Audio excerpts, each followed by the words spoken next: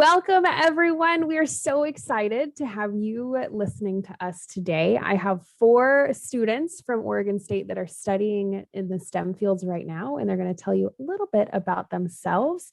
And I am also very excited to hear. So, with that, I will hand you over to Sonia, who is our first student, and she'll take it from here. Yes, thank you for the introduction, Emily. Hi, everyone. So we're going to get started on our presentation today. And as Emily said, we are a panel of students from Oregon State University, and we're here to talk about our experiences in STEM and how we got to where we are today. So we will be doing a mini virtual, quote unquote, field trip down memory lane. And I don't know if anyone else here has seen the Magic School Bus, but it reminds me a lot of Miss Frizzle's adventures with her class. So let's dive in.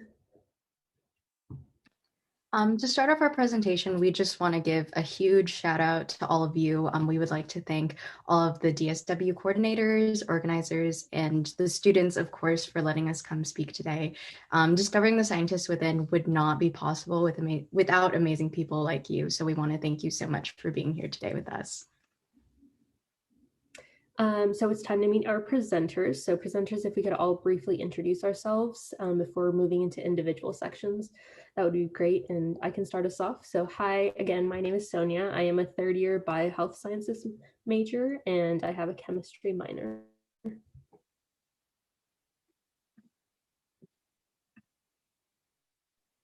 Great. So it's nice to meet all of you virtually today. My name is Sonia again, as the slide states. And a little bit about me. So again, I'm a 3rd-year student at Oregon State University. I have a major in biohealth sciences, and I'm in the pre-medicine track. Biohealth sciences is a bit like a general science major with a health studies focus. And I have a minor in chemistry. So things I love to do outside of school. I love cooking and baking. You can catch me watching Holiday Baking Championship and the Great British Baking Show every day of the year.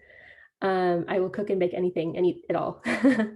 I've been dancing since I was 2 years old, so dancing has been a huge passion of mine for a while. And the picture on the right there, I think that was from 6th grade is what I want to say. So yes, I've been dancing for a very long time.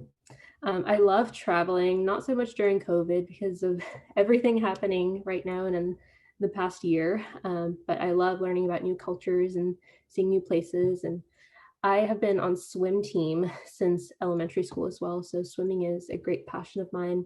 The picture on the right is from the Oregon coast. And although you can't swim in the Oregon coast because the water's freezing, it's still fun to go visit every once in a while. And I love volunteering and participating in clubs on campus as well.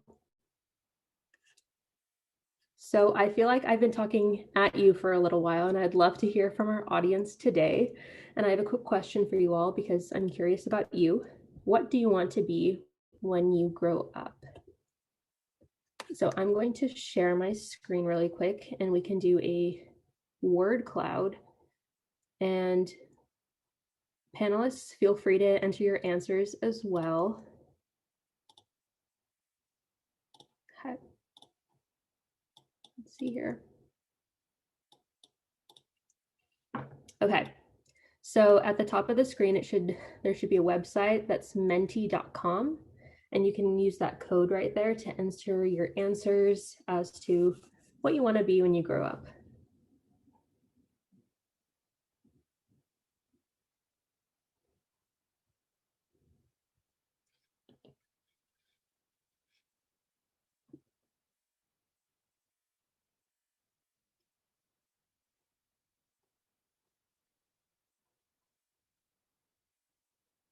Ooh, this is awesome. I see lots of doctors already. Dentist.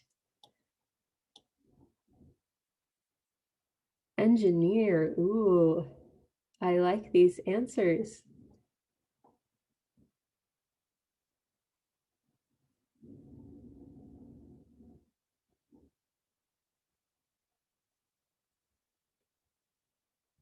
That's super cool. Okay. I think I'll stop sharing my screen really quick.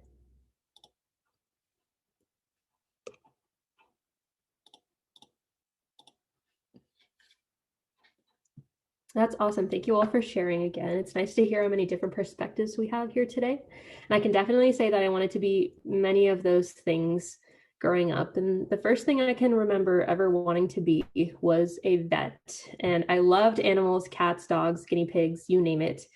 And I loved them so much that I dressed up as a cat for Halloween once, as that picture shows.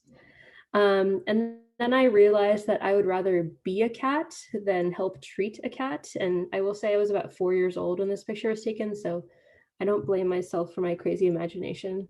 Um, but once I began kindergarten, I realized that I loved school more than anything else. I loved being around my friends. I loved learning new things. I loved the arts and crafts activities we used to do in class. So I thought being a teacher would be the perfect job for me in the future. Um, and this picture was actually taken by my kindergarten teacher many, many, many years ago now. And additionally, I grew up playing the piano and viola in my school orchestra. I used to compose my own music from time to time. So I considered going into music for a while too. And I remember having so many things I loved, but it was hard to narrow down on what specific career I wanted to pursue in the future. So after this, I sat down and I made a list of things I really loved. And spoiler alert, I still love all of them today. So Elly, would you be able to click to the next two? Perfect. Thank you. So math has always been my favorite subject in school. And additionally, I also loved science, specifically learning about the structure and functions of the human body. Perfect.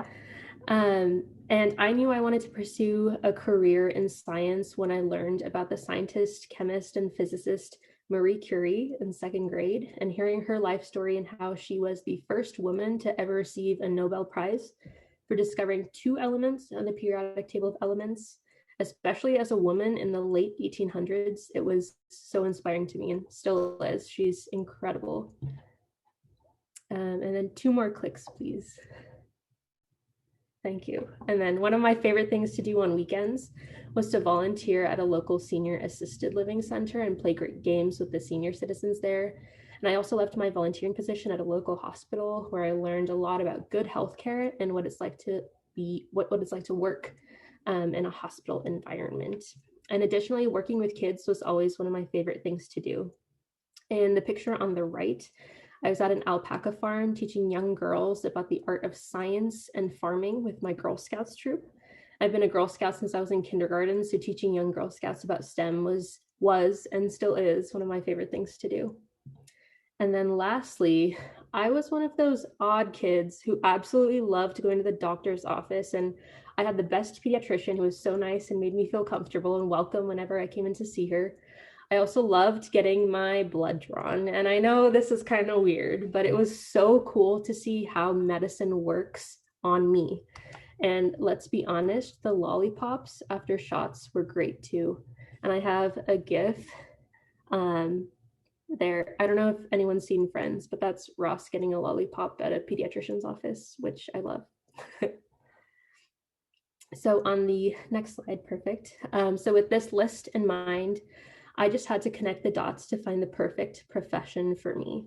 So I combined my love for science and math with my passion for working with kids to ultimately become a pediatrician. And I was able to find a career that combines all my interests into one special package. And I'm still pursuing a career as a pediatrician in college. And I'm extremely honored and excited and extremely proud to be a woman in STEM today. So now that you've learned a little bit about me, I will pass it on to Elly next. Hi, everyone. My name is Elly, and I am a third-year student who is majoring in biochemistry and molecular biology, which essentially means that I like to study how cells do their different processes on a chemical level and how that relates to biology. I am also minoring in chemistry with a pre-med option because I want to become a family care doctor. Before I get into my journey throughout STEM, I want to share a little bit about myself. So I'm really interested in not just learning about biology and chemistry. I also love working with kids. I love teaching and volunteering. I actually had the opportunity to be a learning assistant for one of my favorite professors to help teach biology, which was a really cool opportunity to get to build and share my knowledge and work together with people to solve problems. In my free time, I like playing guitar and finding new music, which brings me to a little question that I want to start off my talk with, because music and STEM have always been crucial parts of my time as a human being. So my question to you is, who is your favorite music artist? And we're going to go ahead and do the word cloud again. So you can share your favorite artists, your favorite things to listen to, and whatnot.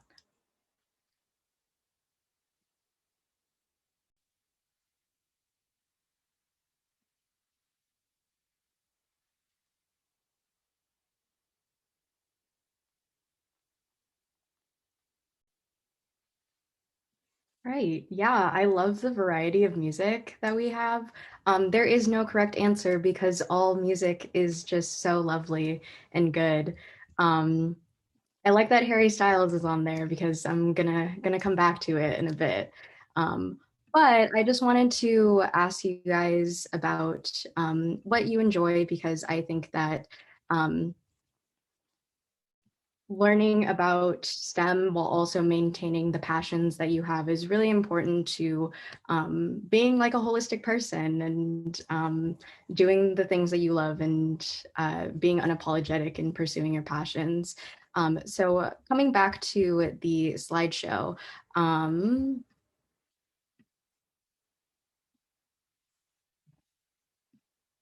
I wanted to talk about how the interests that I have aligned with, and I wanted to talk about how the interests that I have and the support and comfort that I felt in the communities through my passions helped me get to where I am today. So when I was in middle school, my main passions were math and music. With math, I actually had the opportunity to be in Math Fest, which was a middle school wide math competition with middle schools all throughout Portland. And I actually had the opportunity to win an award with that, which was super awesome. I also loved picking up new instruments. I started off with playing guitar, but I like picked up ukulele and bass and other things. But my main passion in middle school was in fact One Direction. So Harry Styles in this picture is real, but he is real fake since it is a cardboard cutout. And I just wanted to share this because it was really important for me to really have math and music as these things that helped me feel comfortable in myself. Math and music came really natural to me, and I had a really um, like amazing math mentor. My teacher is the one who sort of inspired me to possibly think about math as a career. And I also made like a lot of good friends by like a common love for One Direction. And so that's just something that I want you to keep in mind as you're going through life. If you feel supported and at home in your communities and your passions, it's a great space for you to grow in and learn about yourself. And so, with this in mind, after leaving middle school and going into high school, I still had a passion for music, but math and I did not get along as well as we used to. Um, I continued to still have like amazing and supportive teachers, but once I got to calculus, I was like, this is not the thing for me. Once I was done with calculus, I thought to myself, I'm so glad that that's over and not necessarily like a pride in being able to get through a hard class. And I think that's also an important feeling to keep in mind as you're going through school, and also like not feel bad about if you're not necessarily as passionate about something anymore, because that is a signal for you to think about what you are passionate about. So while I was taking calculus, I was also taking biology and chemistry, and I felt a lot more passionate about those things, not necessarily because they came easier to me, but because I genuinely wanted to learn more about them. I really liked how the two overlapped in terms of how the human body does what it does in order to stay happy and healthy. And I loved being able to understand a concept and see how it applies to real life. And so picking up on that feeling and understanding like it was okay if I wasn't necessarily as passionate about something anymore, is something that I am glad that I realized, because if I didn't, then I wouldn't be able to pursue something that I was passionate about. So finding passion and support from biochemistry made me feel more confident in trying new experiences in school and outside of school, and just making the most out of my time. So once I graduated high school, I had the opportunity to volunteer at a camp where I got to work with kids and adults with disabilities. And it was a really fun time being like a good support system and empowering them to do all these fun activities and find a home from away from home. I also had the opportunity to work with a team of some wonderful and amazing students on top of working with kids through my research that I did last year through the Social Mobility Lab at Oregon State. I got to pilot around a robot. And so, I think that STEM brings a lot of cool opportunities. So the fact that I was able to get paid while also working with super cool people and again piloting a robot was just so fun and cool. And I don't think that I would have been able to do that if I hadn't followed my passions and let myself try new things. So it's definitely good as a person in STEM to be open to new experiences and see what you can learn from them. So with these experiences in mind, I was thinking about like what I wanted to do. I knew that I loved working with people and I loved how the human body works. So like Sonia, I came to the conclusion that I wanted to be a family care doctor. And I really wanted to just be able to identify and treat illnesses like this Filipino scientist here. This is Dr. Cleotilde Hidalgo Howe. She is pictured third from the right, and she actually recently won an award for her studies with identifying and treating tuberculosis. And that is something that I really want to do, just to be able to help kids and adults navigate their health and feel safe and secure in their health journeys as like a lifelong process. So I hope that I can help my patients understand and navigate their health. And I hope that from hearing my talk, you all know that you're supported in your navigation of STEM. So I hope that you can find your passions and maybe hopefully meet your favorite music artist, not in cardboard cutout form. With that, I will pass it on to Annika. Thank you, Elly. Hi, everyone. My name is Annika, and I'm going into my second year at Oregon State. Next slide, please. I'm majoring in biohealth sciences, which, like Sonia was saying, is a major that kind of combines like the life sciences, public health, and also social sciences together. And I'm also minoring in chemistry. I'm currently on a pre-dental track, which just means I'm taking courses that will help prepare me for dental school and to eventually become a practicing dentist in the future. And then on the next slide, I'll just share a little bit about me. Anyone out here, an older sibling, anyone has if you have younger brothers or sisters, I can relate. I'm also the oldest child. And I would say it's definitely tough sometimes, but overall, I think it's really cool to kind of take on that role of being a role model for all the other kids in my family. And I think that's really contributed to me just being super into helping others in general. I have two younger sisters and also a ton of younger cousins, some of whom are pictured in that picture on the left with the roses. And most of my cousins are also from Thailand, as that's where my parents grew up. And so my family gets to visit there quite often. And I grew up in a bilingual household where I learned to speak Thai and also read and write it. And so I consider myself very lucky to have been able to pick up that skill. Growing up, I was also really into basketball and I continued to play competitively throughout high school. I also love playing the piano and I still do so to this day. And then I also really love to travel. I'm super lucky that I've gotten to travel internationally, and I hope to continue to expand my worldview by visiting as many countries as I possibly can. In 10th grade, I worked really hard to earn enough money to go on a trip to Tanzania with a bunch of other high school students, and it was absolutely the time of my life. You can see me there in front of some African elephants. Elephants are my favorite animal, and so that was definitely one of the best days of my life. Next slide, please. So now I just have a question for you all.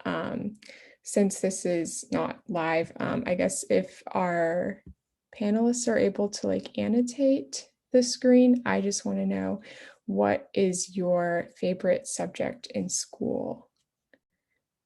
I don't know. Are you guys able to annotate? Okay, thank you.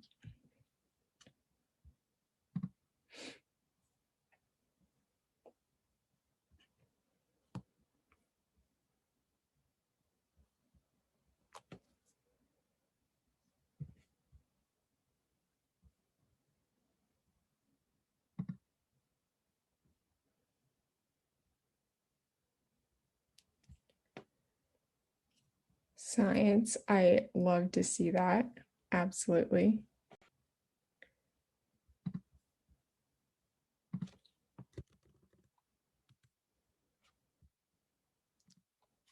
Math, love it.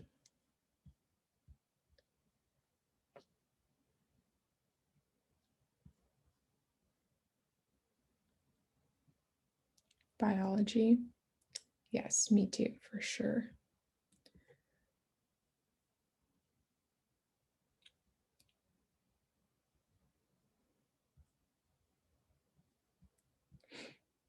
Okay, yeah, thank you everyone for sharing. So the reason I brought that question up was because for me personally, all throughout elementary school and also kind of at the beginning of middle school, I loved learning just about almost everything. So I especially enjoyed math and also reading and writing. I would spend hours reading. If anyone is a Harry Potter fan, I went through this series probably around like 10 times. And I also loved writing my own stories.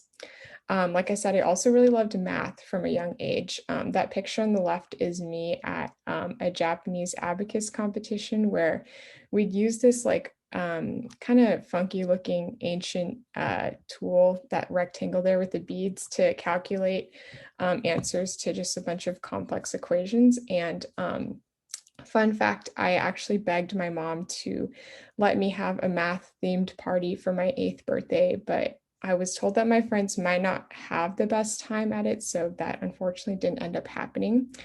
But yeah, those were the subjects that I loved. There was just one that I really disliked, and I'm wondering if anyone in your head, maybe you can guess it, but I'll reveal it on the next slide. So it was actually science. Believe it or not, I thought science was boring, and every time we had a test on it in school, I wouldn't do so well.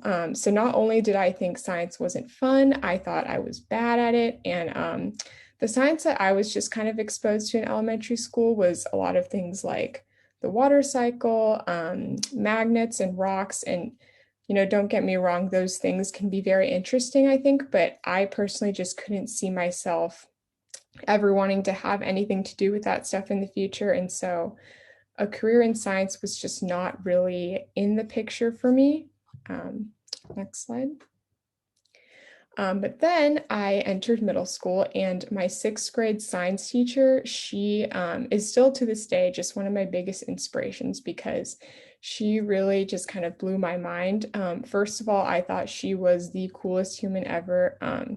I entered her classroom and she had like these jars of preserved fetal pigs in her classroom, and we also got to dissect a ton of different animal parts, which I know grossed some kids out, but that was honestly like the absolute time of my life. I got to explore sheep eyes, pig hearts, frogs. There's like a little diagram there I didn't add an actual photograph of a frog dissection because I wasn't sure if everyone would appreciate that, but I just really enjoyed all of that. And I had no idea that this was what science could be. And my teacher used all of these dissections to teach us about how all our different body systems worked. And I just found that all of the stuff that I loved was actually a branch of science called biology. And so that's kind of where I kind of discovered that there actually was a place for science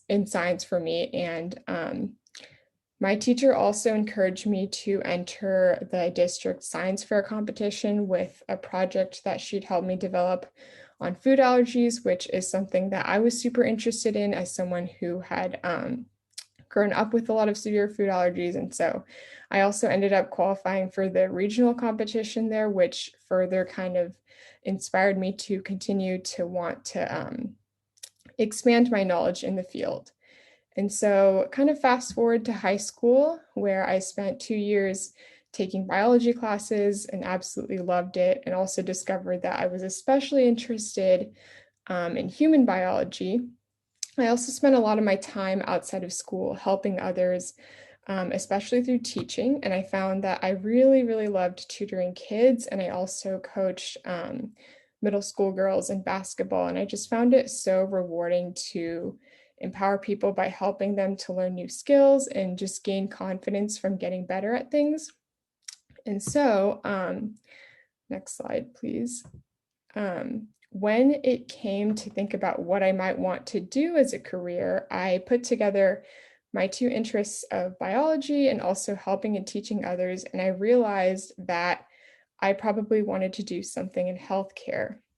And the reason I kind of came to that conclusion was a lot of healthcare careers, such as doctors, nurses, physician assistants, dentists, and things like that, they involve a lot of educating patients and really just helping them make informed decisions about what's best for their body. And so I ultimately decided that I wanted to be a dentist after realizing that all of those kinds of things appealed to me, but also the idea of working with my hands all the time was something I was really drawn to.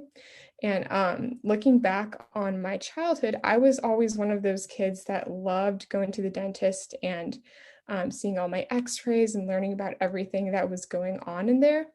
And I also got to attend a program in high school where I talked to dental students at the OHSU School of Dentistry, and also got to just experience some cool things like making molds of my mouth. And I thought I could really see myself kind of doing this for the rest of my life. And so also this past year in college, I've been able to kind of confirm my interest in dentistry through shadowing a couple dentists in their offices and also just getting to know other students that are on the pre-dental track. And so that's where I am at today. And one of the biggest things I've personally learned is that giving things a chance is just so important, because I had been so sure that science was not right for me. But that was just because I had a very narrow view of it. And now, I can't imagine studying anything else but it. So don't ever let yourself be held back by that. And another thing is, don't let yourself be held back because you think you're not good at something. Especially for science, I think it's kind of silly to expect anyone to be good at something like science before they've learned anything about it. That just doesn't really make sense. And so there's no such thing as being bad at, science or any really subject for that matter. Anyone can be good at things like that as long as they have a genuine interest in it and are willing to put the work in. And then finally, don't let other people tell you that you shouldn't be doing things, or don't pursue things just because people tell you you should be doing them. Definitely do things that you are truly interested in, because you're much more likely to succeed when you love what you're doing, and you know yourself best. So even if people, make comments, like I've had people ask me why on earth I would want to spend my life looking at people's teeth, and they think it's weird, but I don't really let that get to me because I know that I know myself best. And so those are just kind of my final thoughts. Thank you so much for letting me speak to you all. And with that, I will pass it off to Alexandra. Great. Thank you, Annika. So I'm Alexandra, and next slide. I'm a freshman, but you can say I'm sort of like a rising sophomore in electrical and computer engineering at OSU with a minor in organizational leadership and history. I was born and raised in Jakarta, Indonesia, and while we're recording this, I am still physically in Jakarta, Indonesia, but I finished my last 2 years of high school in Melbourne, Australia, where I had a bunch of STEM ventures, and I feel truly privileged that I got the chance to actually know what I want to do. And I'm currently on a research where I'm developing an outreach curriculum for electrochemistry. Apart from that, I'm a stationery addict, also a math addict. I can't imagine my life without maths, I'll just be honest, and a book lover. But if I have to be even more honest, it hasn't always been that way, because a fun fact about me is that I failed basic algebra in grade 5. Back then, I remembered I struggled to understand 2a plus b. But that changed when my biggest role model in STEM came to my life, and that is my maths teacher in year 7, who then became my physics teacher. She made me view maths at a far different perspective from any other math teacher. She loved math so much that she said that every time she gets into a fight with her husband, she just says that maths is a real husband. So yeah, and I've enjoyed maths a lot since then. And so I remember this one time, because in grade 7, I thought I wanted to do the humanities. Both of my parents, none of them did science. So what's the point of me doing science? Until I realized that no, I cannot. Every time I want to write stuff, I must do maths. If I don't do maths, I cannot put out any composition essay or any short story. So that was pretty much where the exploration of what major I wanted to do began. So, and I'm not sure if you have it, but back in my time, I had something called the International General Certificate of Secondary Education, where my subject combo was far from any typical STEM student. It was more of a mix of humanities, but I found that I like my maths and physics the most because that was the only STEM subject I did. And then when I was looking for high school, I remembered when I was selecting my subjects, most school counselors asked me this question. You want to do journalism, so why on earth would you do physics and maths? I'm like, I don't know, it's my inspiration, it makes me happy. So I decided to start exploring what is the combination of physics and maths. And one day my teacher did ask that question. What happens when physics meet maths? And my answer was, I don't know. Then she told me that it was computer science. And I'm like, oh, computer science? So it means that I can work in technology. And I've pretty much been helping my parents with anything tech related all my life. So why not help the world with my love for tech? And that's when things started. So in the top right, you can see that was like my chemistry class in high school. And I've been also privileged to join some camps in that picture right here. I'm not sure if you can see me pointing at it. That was when I joined the Melbourne Computing Summer Camp, where a bunch of kids across the state of Victoria, we go and explore like a new coding language every single day. But the most fun part about it was that we got to meet people from the industry. And meeting people from the industry made me know that yes, I want to do this. And this was also a picture of my EPI, or experimental project, which we had to do before we finish our physics class or chemistry class in year 12, which was on transformers. But something is that, which I have to be honest about, is that my creative side never left me. As much as a lot of my friends considered it to be weird, they considered it to be like, why on net are you doing something other than science when you're gonna like do engineering? You're not supposed to know how to write, you're not supposed to know how to speak. And I'm glad that I was stubborn enough, because that allowed me to understand that a combination between the humanities and STEM can do so much wonders. Being able to communicate STEM ideas can make life easier for everyone. And that made me realize how what makes STEM hard is not STEM. It's just the way it is communicated. Next slide, please. And that leads me to my question on how can you be creative in STEM? I guess being creative in STEM is different for everyone, but I'm gonna give a hint of my answer by giving a snippet of my research.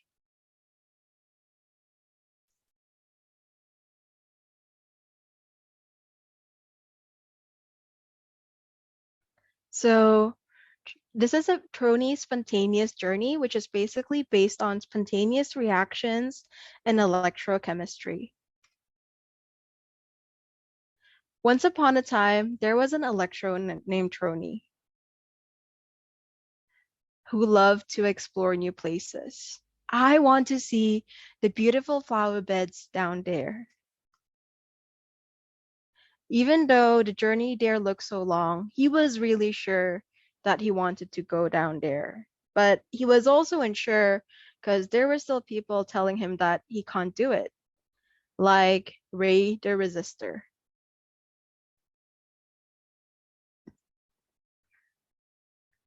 Troni, going down there is just a waste. You will not make it. Really, Ray? Yes, you are all alone and you will get lost. That's true.